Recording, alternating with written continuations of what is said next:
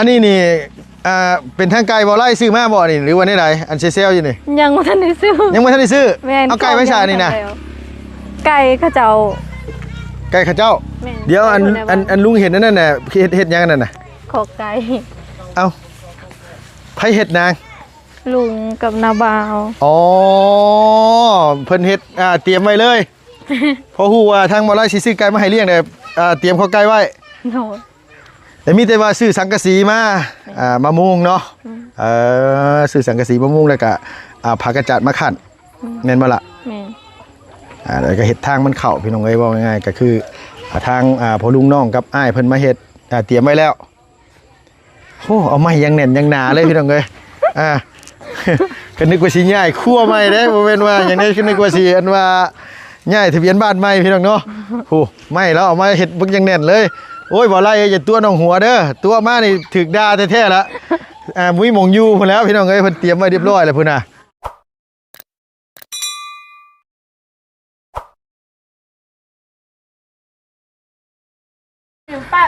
ฮะเนาะพี่เนาะลายมือลายเว้นเลยล่ะบ่ได้พอแดดช่วงหลังๆมานี่ฝนตกซุมื้อพี่น้องเอ้ยเนาะเปิดคลิปมาพบมาพอกันมื้อนี้ก็บ่ได้ไปเลาะตลาดตะลี่เด้อพี่น้องเด้อเนาะพี่เนาะมาพบมาพอกันกับลุงเฮิมชาแนลคือเก่าคือเดิมพี่น้องเอ้ยอยู่บ้านแก่งทองเมืองเซโปนแขวงสนเขตพอดีว่าขึ้นมาฮอดจอดถึงก็เลยแวะมาเยี่ยมมายามมาหาน้องหัวเพียงเนาะเห็นว่าใส่กรุ๊ปสิโบแมนไอแม็กเลาะตลาดตะลี่เลยเพียงเนาะอย่าเข้าใจผิดเด้พอดีว่ามันฮ้อนอีหลีพี่น้องมื้อนี้เนาะต้องขึ้นมาบรรยากาศแบบนี้ก็โอเคอยู่พี่น้องเนาะมันจึงได้เข้าง่ายมาง่ายบ้านน้องเพิ่นก็ถนนทางค่อนข้างสีลำบากแน่น้อยนึงพี่น้องเอ้ยกับฝนเศร้าตกมาหลายมื้อแล้วก็เริ่มแห้งๆนี่ละพี่น้องเนาะแห่ทรายก็คือสิเอาเข้ามาได้เลยล่ะบัดที่นี่ก็ได้เรื่องของน้ำของในทางอีหล่าเพิ่นมาบัดนี้คือเป็นแปลนเพิ่นเคลียร์พื้นที่ไว้เตรียมเฮ็ดของน้ำของในเลยล่ะเบิ่งนี่พี่น้องเอ้ยเนาะเอาจังได๋ก็กราบสบายดีเด้อสบายดีพ่อแม่พี่น้องเบิดสุขุสุคนระวังในแล้วก็ต่างประเทศพี่น้องเอ้ยที่เข้ามารับมาชมช่องลุงเฮิมชาแนลคือเก่าคือเดิมแล้วพี่เนาะเปิดคลิปมาพบพ่อกันมื้อนี้ก็อยู่นี่แหละพี่น้องเอ้ยบ้านอีหล่าหัวเพิ่นพอดีเพิ่นมาแต่แบกเข้าข้ามเซ่เพื่อนนะโอ้ถือว่าสุดยอดอยู่ได้เพียงน้อยมาบัดนี้เลื่อนเฮือนคือแปลนแถวะฮะไปเฮ็ดหยังมาเจ้าว่าแปลนมาบ่บุญแปลนเนาะเอาพี่น้องเอ้ยมาฮอดจอดถึงเรียบร้อยพี่น้องเนาะตอนนี้ก็อยู่นี่แหละบ้านอีลาหัวเพิ่นแต่มื้อนี้นี่มากับบ่มีปิ้งไก่ใหญ่มาฝากซ้ำมื้อนี้เพราะว่าบ่ได้แวะตลาดพากันจวดจาดมาพี่เลยพี่น้องซื้อตู้เย็นอันว่าแล้วกับมาเลยพี่น้องเอ้ยบริเวณไซเลยเนาะพาขึ้นมายันมันคำมันแรงเพราะว่าบ่มีคลิปอัปโหลดให้พี่ให้น้องได้ติดตามขึ้นมากะน้องเพิ่นไปเฮ็ดเวียกบ่ซั่นว่าเพราะว่ามันแดดมา 2-3 มื้อแล้วเนาะพี่เนาะไปย่านอย่างเดียวพี่น้องเอ้ยย่านแต่น้องย่อเข่าแล้วกับ FC ก็เว้าว่าลุงกับป้าบุญมาขอทานกินอีกละช่วงนี้แห้งพ่อเรื่อยอยู่อย่าย่อเข่าเลยนั่งเด้อมื้อนี้เด้อยุกเว้นในจักมือล่ะเอ้ยเพิ่นยังเว้าอยู่ว่าลุงเฮิมกับอันป้าบุญมาขอกินแต่ข้าวว่าซั่นว่าเนาะเอาพี่น้องเนาะมากับเพิ่นย่อก็ต้องกินเพราะว่ามันเป็นประเพณีชาวลาวเฮาเป็นคนบ้านเฮาปกติแขกคนมาเพิ่นก็ต้องย่อพี่น้องเอ้ยไปพี่น้องเนาะป้าที่ไหนนะเป้าจ้าไก่กูจ้าเต้าแมวเป็นยังเพิ่นอยากขนมซะบ่เพิ่นอยากขนมซะบ่เพิ่นให้ล่ะยันลุงจับยันลุงจับโอ้ยมาหาเว้าเด้อบ่ได้จับคนง่ายๆเด้อเห็นว่าหน้าตาแบบนี้ก็ได้สบายดีเด้อโดยมาแต่ไสล่ะมาแต่ให้ไปพูดเขาให้อย่าบอกนะว่าเบรกเขาคำเซ่ไม่ก็ว่าไปให้มาเมื่อนี้นะไปก็ไผ่ในนั่งแม่แล้วก็ลุงไปพูดเขาลุงไปพูดเขาพอลุงไปซอยไปซอยข้าเจ้ากินแล้วเขายังไม่ได้กินซับได้ยังกินไหมบ่มีแนวกินบ่มีแนวกินขออย่างเดียวเดี๋ยวมื้อนี้ อย่าย่อเข่าเด้อ่า จริงๆย่อก็บ่มีแนวกินมื้อนี้ บ่มีก็บ่ต้องย่อบ่ได้เว้าอีหลีว่าเนี่ยจักมื้อเขาเจ้ายังเว้าอยู่ก็ยังคอมเมนต์เข้ามาด่าอยู่หั่นว่าไปกินแต่ข้าวเฮือนน้องหั่นแหละว่าซั่นว่าน้องยังบ่มีข้าวยังบ่หลายว่าซั่นว่าแต่ขอทานกินอยู่หั่นแหละว่าซั่นว่าโอ้ยพี่น้องเอ้ยมาแต่ละเทื่อน้องเพิ่นก็ย่อบ่กินเพิ่นก็ย่อเฮ็ดได้ฉันน้ำจิตน้ำใจเพิ่นดีเนาะนางเนาะ เอาก็ของกินก็ต้องกินเนาะ โดยบ่ได้มีหยังมาฝากมีแต่ขนมแล้ว โดยขอบใจ โดยไว้ เป็นหยัง แจกน้องลูกหลานไว้กินเองก็ได้ โดยไปแต่เช้าเพิ่นบ่ แม่ หายแต่กลับมา แม่ คือหูดนี่เฮาหูดเลยเฮาใส่กระสอบเลยบ่นาง บ่ใส่กระยัง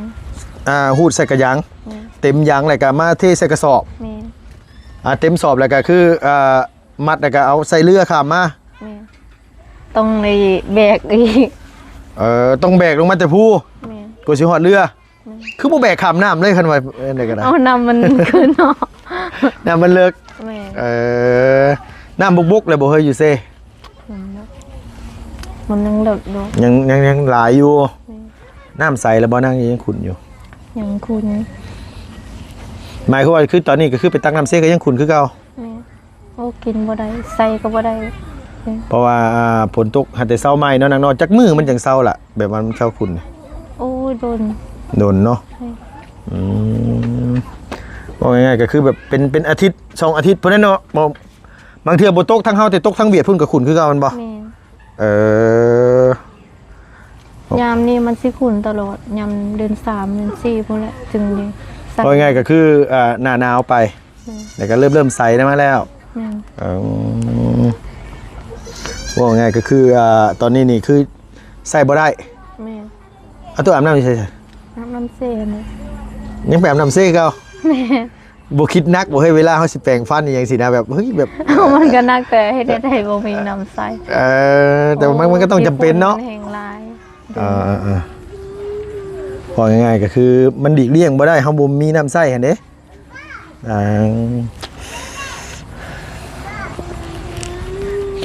บ่ได้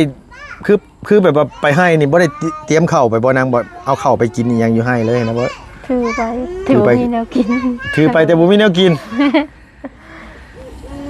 ขมั่งคือกันแล้วฉันน่ะเนาะต้องไปสอกกินผักกินหยังนะ บอกไงว่าคือเขาต้องตำแจ่วไปแล้วก็ไปซอกเอาพักเอาหยังอยู่พุ่น แม่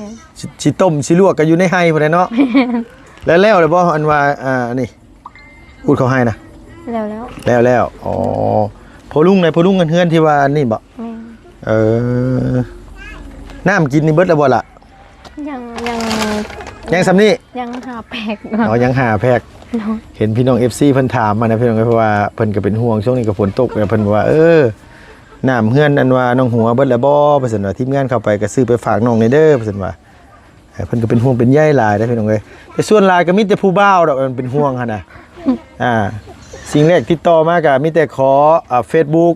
ขอช่องทางติดต่อมีคนติดต่อมาหลายอยู่บ่นะถามอีดิ มีอยู่ มี โดด ขี้คร้านล้มพุ่นแล้วเนาะแต่ละมื้อเนาะ ล้ม ล้มอยู่บ่ แต่ว่ามีเวลาก็ล้มแบบเวลาไปเฮ็ดเวียกก็บ่ได้ ว่าไงว่าคือเวลาเฮาไปหูดข้าวหูดน้ำสิก็บ่ได้ล้มเนาะ บ่ได้ถือโทรศัพท์ไป โดยส่งไหนเฮ้ยเพิ่นโทรมาโทรมาส่งไหน ฮะ ไอ้ผู้ที่เราฝากเงินมาให้เบาไลซื้อไก่มาให้น้องเราก็ติดต่อมา อ๋อโดยอันที่ว่าที่ให้บ่ไล่ซื้อไก่มาเลี้ยงน่ะเนาะเพิ่นโทรมาส่งไหน ฮะ กลางคืนก็โทรมาเป็น บ่แบบโทรมาเพิ่นคุยหั่นนะเพิ่นส่งไหนแบบว่าส่งจีบบ่ส่งนั่นส่งนี่บ่หั่นน่ะโทรมาถามไทย แม่ เรื่องการกินกันอยู่อีหยังสิเนาะ แม่ มีว่าบ่โดยตรงแบบสายตรงเลยแบบโทรมาแบบเพื่อจีบเพื่อแบบคุยเรื่องแบบว่าขะดองน้องเท่านั้นเท่านี้มีบ่นาง บ่มี บ่ยังบ่มียังบ่ทันได้พ่อเนาะโดยเว้าบ่ได้เด้พี่น้องเอ้ยแบบว่ามันหลายนะพี่น้องแบบว่าลุงก็พยายามแบบว่าลุงก็บอกว่าบ่ได้เอาเฟซน้องเพิ่นไว้ลุงก็บอกว่ามีแต่ WhatsApp ไลน์ก็บ่มีลุงก็เลยว่าเฟซหายไลน์เงียบเด้อคันอยากได้ต้องเข้าไปเบิ่งในคลิปบ่จันเพราะว่าเพิ่นเคยให้ช่องทางติดต่อได้คลิปบ่จันบอกพี่บอกน้องเนี่ยบอก FC ที่แบบเพิ่นอยากได้ช่องทางติดต่ออีหล่าเพิ่นพี่น้องเอ้ย จักจังสิว่าจังใดเนาะพี่น้องเนาะบางเทื่อก็คือบอกบ่ถึกเนี่ยมันมีหลายอย่างหลายแนวแบบว่าอยากได้เบอร์อยากได้นั่นนี่อยากจีบอยากนั่นอย่างนี้นะพี่น้องแต่ว่ามีแต่แนะนำมีแต่ว่าเข้าไปหาน้องซื้อนั่นซื้อนี่ไปแต่เพิ่นบ่คือแบบเพิ่นแบบบ่ได้ฝากเงินมาแบบว่าให้เขาซื้อมานู่นนี่นั่นนะพี่น้องแต่ว่าเพิ่นเป็นห่วงเจ้าหั่นแหละเฮ้ยว่าง่ายซะ บ่าวบุญสารวัตรพี่น้องหาแต่มาฮอดพุ่นน่ะขึ้นมาหลายคนเติบมื้อนี้เนาะทางบ่าวไร่แน่บ่าวบุญสารวัตรบ่าวจันทร์แล้วก็อันทางนุ่งเฮิมบ่าวบุญบ่เพิ่งเคยละ ขึ้นมานำกันมื้อนี้ใครอยู่ดอกน้องหัวน้องบ้านเจ้ามันเข้ามางานเดี๋ยวนั้นเนาะโดยผลบทตกก็ถือว่าโอเคเลยละพี่น้องเอ้ยว่าง่ายซะก็ถือว่าเขามาง่ายไปง่ายมาง่ายแหละ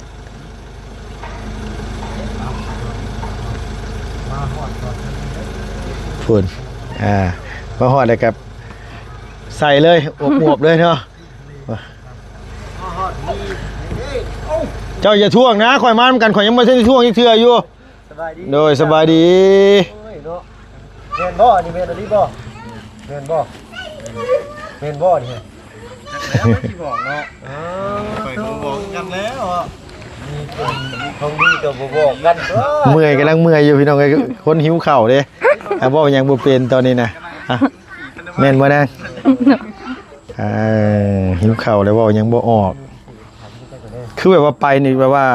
ให้ลุงเจ้ากับให้เจ้าตัวได้หลายกว่ากันอ่ะให้ลุงสิลายกว่านั่นน้องไงว่าคือให้ลุงเจ้าสิหลายกว่าทางเจ้าแบบว่าเพิ่นมีบ่เข่าใหญ่เข่าหยังสิมีบ่หรือว่ามีแต่เข่านี่อย่างเดียวมีแต่เขาน้อยบ่ไงคือแล้วแล้วก็แล้วเลยได้จักสอบของพ่อลุงเจ้า8 สอบ8 สอบ8 สอบกับตากระต่ายหรือ8 สอบใหญ่ๆขาวๆนั่นหรือว่านี่ใดสอบสีเหลืองหั่นอ๋อโดยบอกยังไงก็คือ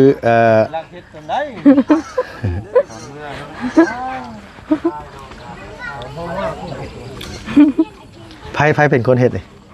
น้องเจ้าได้เฮ็ดอ่ะช่วงนั้นฝนตกหึมแล้วบ่ได้เฮ็ดเนาะแม่ฝนเซาตกก็เลยเฮ็ดขึ้นเองบนต้นไม้น่ะบ่นั้นคือมันอายขึ้นบ่เป็นจะขึ้นบ่เป็นอันทั้งอ่างนี่เฮ็ดเองแม่อะไรห้องน้ำเฮาสิหม่องใดนะบ่ยังบ่ฮู้ก็ยังบ่ฮู้ว่าสิตั้งหม่องใดเนาะว่าไงก็คือสร้างเพิ่นเดี๋ยวเพิ่นสิเบิ่งปรับเบิ่งให้พี่น้องเอ้ยเพราะว่าท่อน้องน่ะฝังเรียบร้อยแล้ว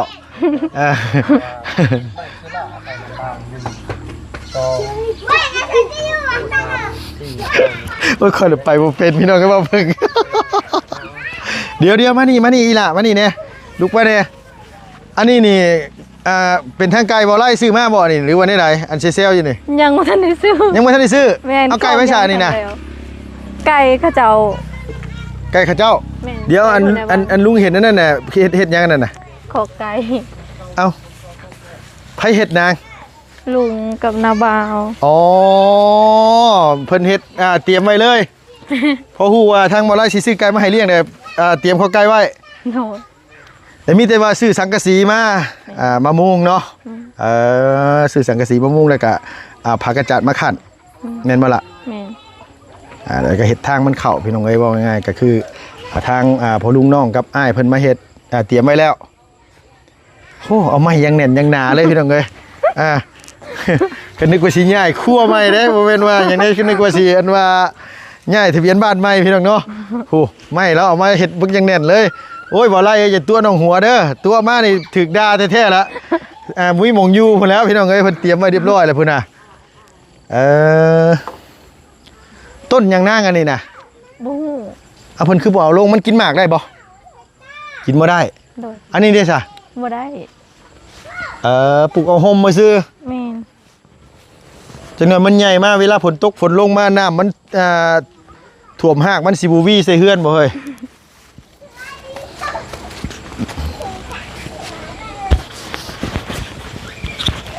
าแต่มาแต่ป่าว่าซั่นหาแต่มาแต่อันว่าหูดเข้าหาแต่แล้วพี่น้องเอ้ยเอ้ยแม่เฮ็ดหยังกินหยังซะมื้อนี้โดยสบายดีเด้อแม่เด้อได้หยังกินมื้อนี้อ๋อได้หน่อไม้โดยว่าไงคือน้องเพิ่นนั้นว่ามาแต่พูดเข้าให้พี่น้องเอ้ยแต่ว่าอีแม่เราไปหาหน่อไม้ก็สิมีแต่แกงหน่อไม้แล้วหัวเนาะมื้อนี้เนาะ ไม่เห็น ว่าไงคือบ้านลุงนี่พี่น้องเอ้ยคันย่ำแรงๆนี่เพิ่นบ่ค่อยกินแกงหน่อไม้เพิ่นกินแต่ตอนช่วงเที่ยงช่วงหยังสิคันตอนแรกนี่บ่ค่อยกินแล้วหน่อไม้คันแกงนะเพิ่นว่ามันบ่แซ่บว่าซั่นว่าแกงแซ่บปานใดก็บ่แซ่บก็ถือว่าเป็นหูเป็นตาลายเติบพี่น้องเอ้ยบัดที่นี่เนี่ยคือบ่เอาลงเลยนางต้นไม้ต้นนี้ ตัวไหน อันสูงๆนี่ คือโบเป็น ฮะขึ้นบ่เป็นคือบ่จ้างคนขึ้น จากก็วิ่ง บ่มีเงินมีเงินจ้างก็เลยบ่เอาลงเนาะ เห็น อันนี้นี่ต้นขี้เหล็กอันนี้นะมันเคยหักอยู่บ่นาง เคย มันใหญ่เลยเด้ต้นขี้เหล็กฮอดหน้าแรงนี่ก็ซ้ำสิกินพี่น้องเอ้ยยามนี่กินบ่ค่อยได้ดอกยามนี่เพราะว่าฝนมันตกแฮะหลายคู่หลายคนก็ว่าโอ้อีหล่าเพิ่นเวลาฝนตกฝนลิ้นมาอันว่ามองน้องนอนน่ะคือเป็นจังปางฝนบ่ห้ำบ่ว่าซั่นว่ามันคันมันมาแต่ทางนี้นี่ถึกเนาะล่ะเนาะ แม่ เพราะว่าน้องนอนอยู่หม่องนี้พอดีเด้อพี่น้องเอ้ยโดย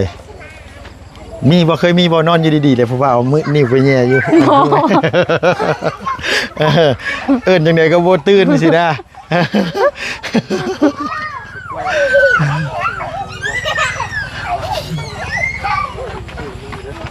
ไปกันจะคนนะไปหูดเขาให้มื้อนี้ 4 คนค่ะ 4 คนมีแม่เจ้ามีเจ้าแต่มีลุงมีป้าเอาลูกสาวเราได้ซะ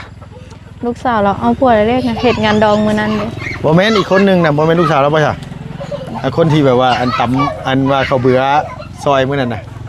ต้องเขาเบื่อหันแม่นลูกนาบ่าวคนนี้ อ๋อ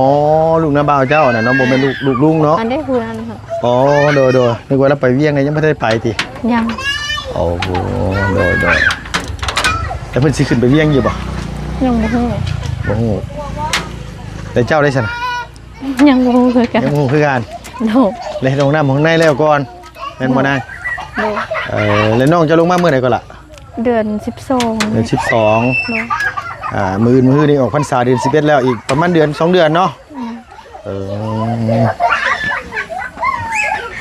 น้องๆเพิ่นรออันว่าอยากกินขนมแต่บ่กล้ามาเพิ่นว่าเพิ่นเห็นหน้าลุงเลยญาติว่าซั่นว่าโอ้ขำมั่งแล้วมีแต่หลานบ่เฮ้ย แม่น หมายความว่าอยู่ในบ้านนี่กับพี่น้องตัวกระลายที่นี่ ลา หลายอบอุ่นนะว่าง่ายซะเนาะเป็นหันเป็นนี่คือว่าเต็มเพื่อนงานงานแต่ง แม่น เพราะว่าพ่อน้องกับคนบ้านนี่แหละแม่น้องคนบ้านนี่นั่นแหละเนาะว่าไงพี่น้องทั้งพ่อเนี่ยพี่น้องทั้งแม่เนี่ยมารวมกันมันก็ญาติกันหลายๆเนี่ย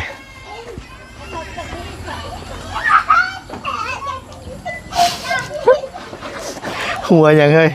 ยิ้มเปื่อยๆแทนมันนี่เฮ้ยอารมณ์ดีแทนเฮ้ยอารมณ์ดีเป็นปกติแล้วนี่ หูเขา นะยังก็ฮะ หูเขา หูดเข่า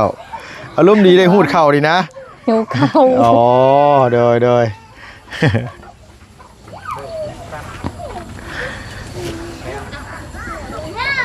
แล้วหนึ่งเนี่ยบ่เขาแรงบ้านตัวหนึ่งเขาแรงอยู่บ่หนึ่งคือกันบ่หนึ่งก็อุ่นสิเนาะนางเนาะ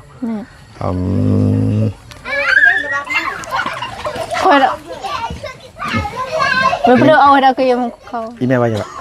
แต่ว่าสิแกงทำไมเด้ อ๋อสีแกงหน่อไม้สีแกงกระบางอย่าบอกนะว่าสิให้ท่ากิน บ่ท่าเด้อ บ่ท่าบอกไว้เลยมื้อนี้ว่าจากใจได้สิย่อมากก็บ่กินมื้อนี้นะ เอาเป็นหยัง บ่ลุงยันเขาเจ้าด่ามื้อนี้เว้าอีหลีว่าจากใจเลยยัน FC ด่า ของกินก็ต้องกินนะเนาะ โอ้กินก็กินเรื่อยกินเรื่องอะไรเขาเจ้าก็ด่าแล้วเพิ่นคอมเมนต์มาหลายซับบ่กล้าปานใดเด้อเห็นว่าก็ได้เห็นว่าของกินก็หิวข้าวแล้วนี่หันใจแข็งไอ้สิฮู้อยู่ว่าหิวข้าวหัวยิ้มไปซื่อแต่ว่าอาการออกแล้วว่าบ่ไหวแล้วอยากให้ว่างแล้วบ่ไหวแล้วจะกินขนมห้องท้องก่อนสิว่าเลยเนาะโดยโอเคซะว่างก็ว่างเอายันว่า เป็นลมเป็นแรงมาเฮ็ดได้พี่น้องเอ้ยเนาะเอาคนมาจะพูดเข้าไม่ซับโอเคได้สนางเด้อเดี๋ยวมือโดยฟ้าวขนาดเลยเอาไม้มาน้องคนฟ้าวขนาดเลยโอ้ยหันกล้องนี้ก็ฟ้าวกินเด้อจังได๋เขาเจ้าเข้ามาบ่ได้กินเด้อโดยคุณ3เขยมาแล้วบัดนี้ไม่ยังอีกนั่นน่ะ ญาติคุมเลยพี่น้องเนาะ ญาติกันยังน่ะ เด้อสบาย เอาโดยสบายดีเด้อหาแต่ฮอด น้องเพิ่นก่อนเด้อ นี่ เนาะ ใช่ว่าสิเอารถมอเตอร์ไซค์ขึ้นมา บ่ได้ขึ้นแล้วขี่ด้วยกันนี่เราขี่ยังไง นานความเพิ่นเว้าเด้ลุงตัวข่อยแล้วเจ้าน่ะ ตัวหยัง บ่แม่นแนวแล้วเจ้าน่ะโอ้ยเนาะเอาโอเคซั่นมึงเนี่ยกินคือตายอดตายอยากนี่อันนี้น่ะก็เรียกแท้อันนี้บ่ พี่น้องเอ้ย ไปอยู่ไสมาคือว่าหิวคักแท้ กินได้อยู่เฮือ บ่ข่อยบ่ได้เว้าเจ้าข่อยเว้าบ่บุญ กันเนาะ โดยเอาพี่น้องเอ้ยเนาะแวะมาเยี่ยมมายามอีหลาเพิ่นเพิ่นก็มาแต่ให้ว่าซั่นพูดเขาให้หิวข้าวจ้อยๆอยู่ว่าซั่นว่าพุ่นเผลอปุ๊บแล้วยุ้มเอาหิวแห้งเด้เนาะพี่น้องจังได๋ก็ขอบคุญขอบมุกขอบใจหลายๆพี่น้อง FC ผู้ใหญ่ใจดีเบิดสุธานนะพี่เนาะที่เข้ามารับมาชมช่องลุงเฮิมและทีมงานพี่น้องเอ้ยเข้ามาเบิ่งมาชมให้โดยที่บ่ขำโฆษณาก็เป็นบุญเป็นกุศลที่พี่น้องได้สดได้ซอยเนาะพี่เนาะเฮาก็เอาเงินจากโฆษณาที่พี่น้องเบิ่งมาในการขับเคลื่อนในการเดินทางค่าห้องค่าหอค่าอยู่ค่ากินไปซอยพี่ซอยน้องต่อไปก็ถือว่าได้บุญได้กุศลนํกันขอบคุณหลายๆอยู่ดีมีแห้งอย่าเจ็บอย่าจนลำๆรวยๆเนาะพี่เนาะสุขภาพแข็งแรงสำหรับพี่มีไปแล้วพี่น้องบ๊ายบายสบายดีเด้อ